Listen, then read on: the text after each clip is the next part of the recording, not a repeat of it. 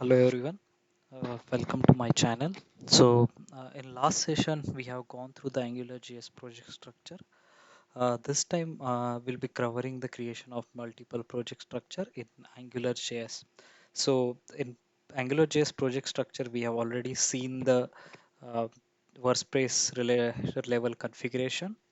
Then we have seen the application source files, application configuration file, and into it test file. So initially we have created just a single project with the ng new app. Then in that project, the workspace configuration files and app files were combined in under one directory. So it was not clear, but here in this tutorial of multiple projects is structure, you will be very much clear that what are the workspace configuration files and what are the application level files.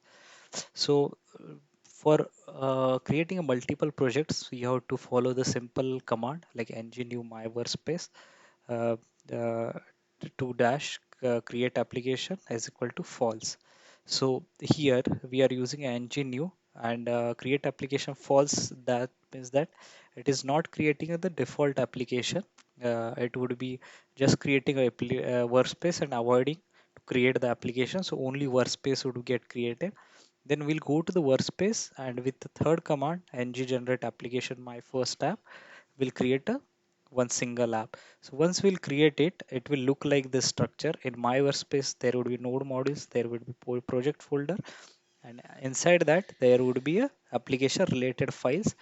And again, after projects folder, there would be lot of workspace configuration files like editor config, git ignore, angular json, package log.json. So we'll go through all of them. So we'll now see practically how it can be done. Okay. So I'm going to the Visual Studio Code. Here I have used a command ng new my workspace create application is equal to false.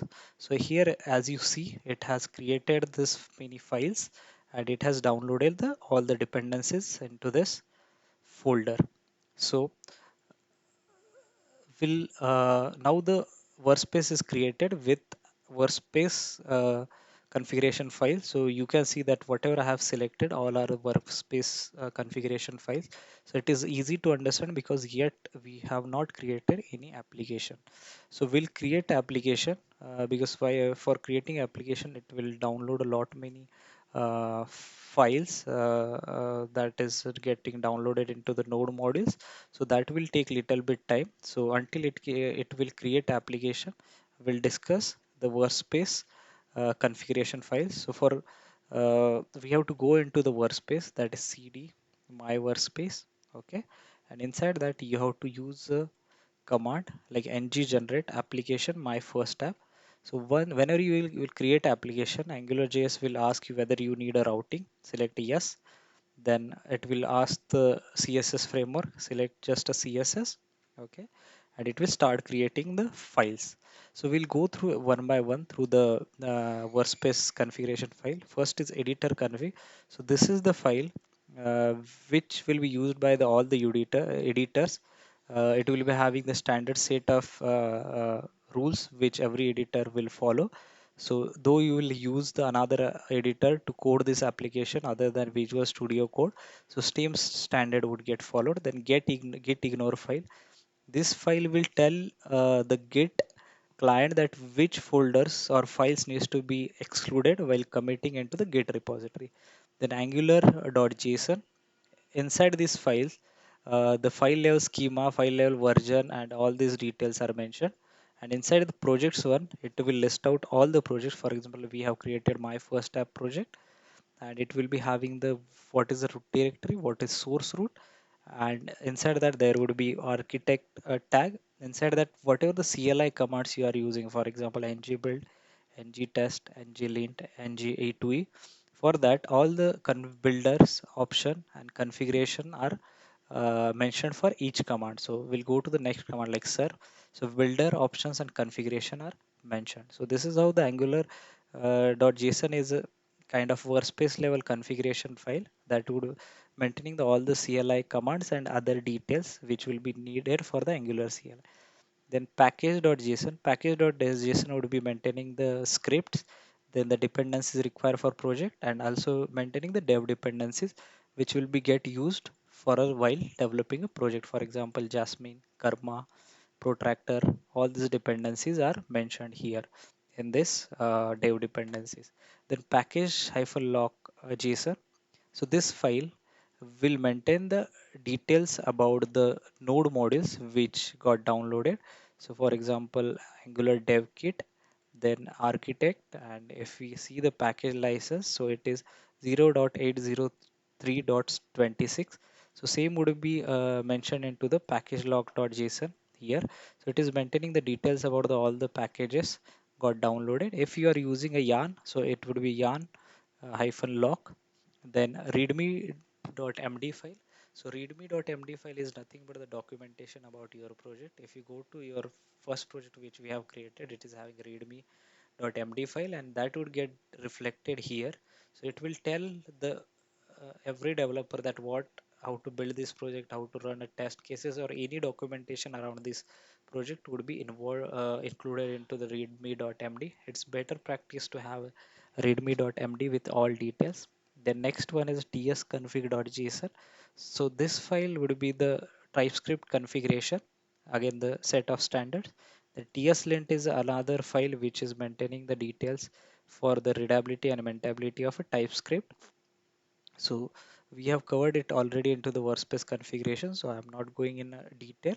So these are the workspace configuration files, and last one is the folder node modules, which is having all the kind of dependencies. Then projects folder, we have created application my first app. As discussed into the application files, there are three categories. One is end-to-end files, which is having the protractor configuration, and the specification.ts file for running the test cases. Then the source file will be having the all the source file which are needed for application, and then uh, for example, all the application configuration file, browser list, Karma, tsconfig, and tspec.json file. So here we have created already one project application, my first app.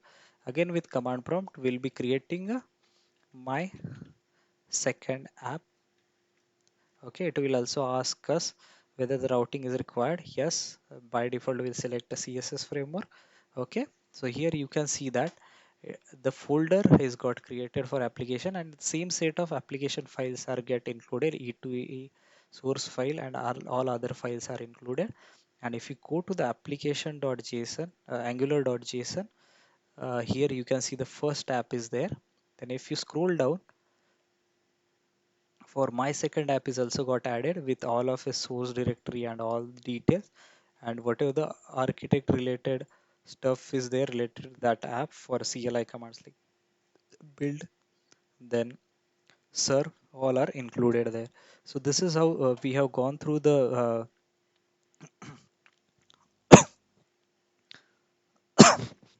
Angular project having the multiple applications in it, and we have covered the application level source file and workspace level source file. So I will be adding all this stuff into my git repository, so it will be easy for you to go through it and have a look how the structure would look like. So thank you so much for your time for listening this. Do subscribe to my channel for more updates and more videos on Angular JS. So thank you so much for your time. Thanks once again.